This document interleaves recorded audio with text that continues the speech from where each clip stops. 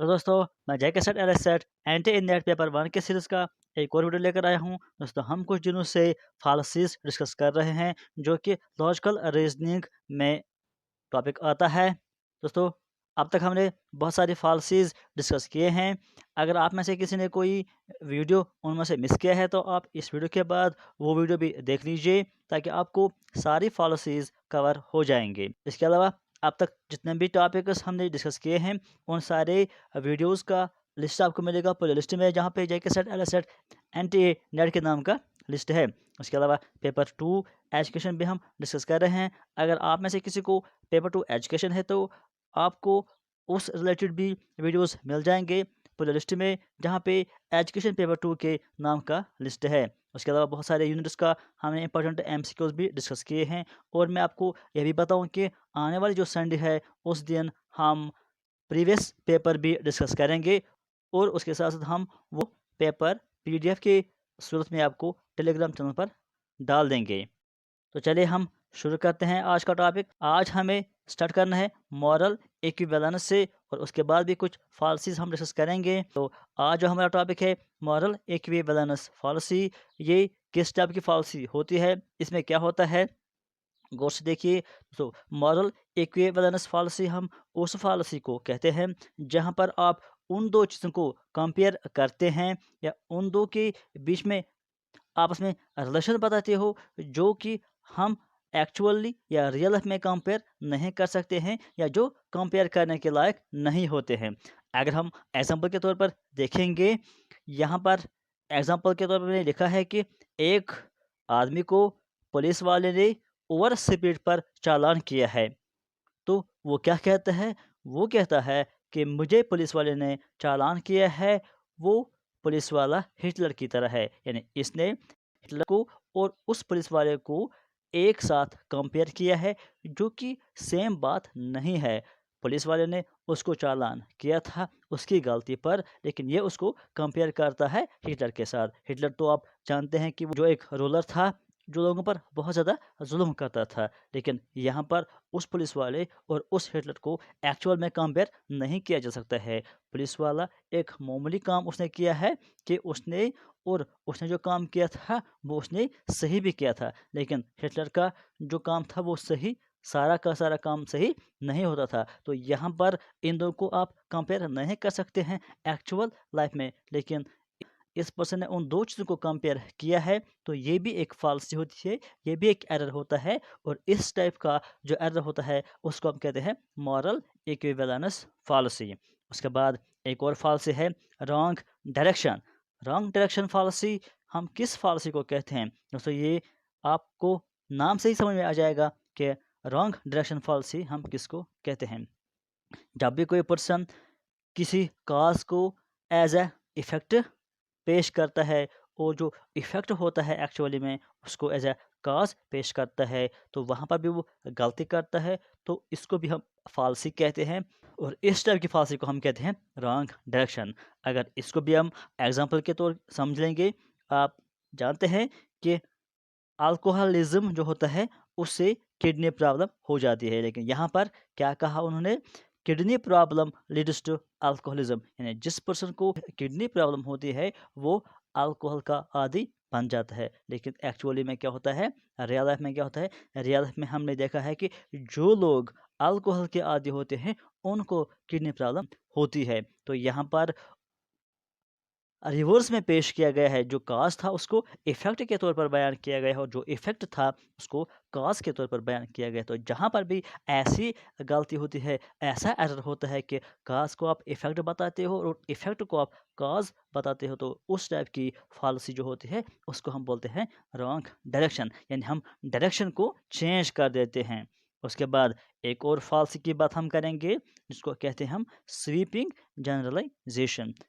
Sweeping generalisation का मतलब कि वो बात या वो चीज़ जो आम तौर पर या जो जनरली सही होती है, लेकिन उस चीज़ को आप गलत तौर पर इस्तेमाल करते हो। यानी सही चीज़ को आप जब आप गलत तौर पर इस्तेमाल करते हो, उसको हम बोलते हैं स्वीपिंग जनरलाइजेशन।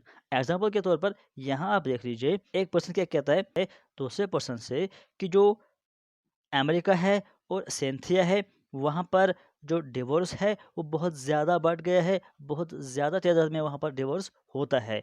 और इसके अलावा 50% जो भी मैरिज होती हैं वहाँ पे, 50% मैरिजेज़ जो वहाँ पर होती हैं, उनका डिवोर्स 3 साल के अंदर-अंदर ज़रूर हो जाता है, 50% मैरिजेज़। और इसलिए हमने डिसाइड किया है कि हम मैरिज नहीं करेंगे, क्योंकि ज़्यादा ज़्यादा चीज़ें उसके खिलाफ ही आती हैं। तो आप देख लीजिए, अगर ये इस पर हम ध्यान देंगे कि ये भी सच है कि जो अमेरिका है या सिंथिया है, वहाँ पर मैक्सिमम या ज़्यादा हम कहेंगे कि अक्सर डिवोर्स होता है। चलो ये भी ठीक है, और ये भी हम ठीक मानते हैं कि 50% जो है मैरिजेस वो 3 साल के अंदर-अंदर डिवोर्स हो जाते हैं। लेकिन 50% क्या हम कह सकते हैं कि अब जो भी मैरिज करेगा, सारे के सारे जो भी मैरिज होंगे, सब में डिवोर्स हो जाएगा? ये बात सही नहीं है। तो यहाँ पर इसको गलत तौर पर इस्तेमाल किया गया है, और एक गलत स्टेटमेंट, गलत कंक्लूजन निकाल दिया गया है। तो जहाँ पर भी जो सच बात है, सच बात इस्तेमाल करके गलत कंक्लूजन निकाल दिया जाता है, तो उस टाइप की जो फालसी होती है, उसको हम कहते हैं स्वीपिंग जनरलाइजेशन। आई होप कि आपको समझ में आया होगा कि स्वीपिंग जनरलाइजेशन का मतलब क्या है। उसके बाद हम चलते हैं एक और फालसी पर, जो कि टू क्योक फालसी इसको हम कहते हैं। टू क्योक फालसी यानी ये टर्म जापानीज टर्म से मिलती जुलती है। टू क्योक फालसी का मतलब क्या है, यहाँ पर आप गौर से इसको देख लीजिए दोस्तों। टू क्योक फालसी का मतलब ये है कि जहाँ पर भी ऐसी सिचुएशन आती है कि एक पर्सन को जब आप किसी चीज़ के बारे में पूछते हो, किसी चीज़ के बारे में कोई कंक्लूजन मांगते हो या कोई लॉजिक मांगते हो, तो वो पर्सन वापस उस पर्सन को अटैक करता है, ना कि उसको वो रीज़न देता है। यानी एक पर्सन अगर दूसरे पर्सन को कोई बात पूछता है, किसी बात के बारे में बताता है, तो उसको चाहिए था कि वो उसका रीज़न दे, उसका लॉजिक दे। लेकिन वो उसका रीज़न नहीं देता है, उसका लॉजिक नहीं देता है, उसके पास शायद वो उसका रीज़न नहीं होता है, तो वो वापस उस पर्सन पर अटैक करता है, उसको उसको कोई और बात बता देता है। तो यहाँ पर आप देख लीजिए, एग्ज़ाम्पल के तौर पर एक पर्सन दूसरे पर्सन से कहता है, यू चीटेड इनकम टैक्स, आपने इनकम टैक्स वालों को चीट किया है। एक पर्सन दूसरे पर्सन को कहता है, आपने इनकम टैक्स वालों को चीट किया है। क्यों चीट किया है? आप क्योंकि आपने उनको इनकरेक्ट इनकम के बारे में बताया, यानी करेक्ट इनकम आपने उनको नहीं बताया है। जो इनकम टैक्स वाले होते हैं, वो इनकम को चेक करते हैं और उसी के हिसाब से टैक्स डिमांड करते हैं और उसी के हिसाब से टैक्स लेते हैं। लेकिन एक पर्सन क्या है, वो कुछ इनकम छुपा लेता है, उनको पूरा डिटेल नहीं बताता है, उनको करेक्ट इन्फॉर्मेशन नहीं बताता है। तो दूसरा पर्सन उसे कहता है कि आपने इनकम टैक्स वालों को चीट किया है, उनको धोखा दिया है, उनको पूरी इनकम आपने नहीं दिखाई है, तो ये बात गलत है, आपने कानूनी तौर पर ये सही काम नहीं किया है। तो उस पर्सन को चाहिए कि उसका कोई लॉजिक बता दे, उसका कोई रीज़न बता दे कि उसने वो चीट अगर किया है तो क्यों किया है, उसके हिसाब से क्या बात सही थी, उसने वो बात नहीं बताई। तो वो क्या कहता है, वो उस पर्सन से वापस कहता है उसे कि आप मुझे कहते हो कि मैंने चीट किया है, लेकिन आपने क्या किया last year? You too cheated income tax officer by not disclosing your income last year. Have you forgotten about that?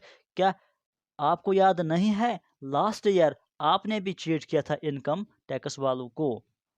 तो इस टाइप की सिचुएशन आपने भी देखी होगी आमतौर पर आम ज़िंदगी में, कि हम भी ऐसी सिचुएशन कभी-कभी करते हैं। हमसे कोई पर्सन किसी बात के बारे में बताता है कि आपने ये बात गलत किया है, आपको ये नहीं करना चाहिए था, तो हम उसको बताते हैं कि आपको याद नहीं है, आपने भी उस शख्स के साथ ऐसा गलत किया था।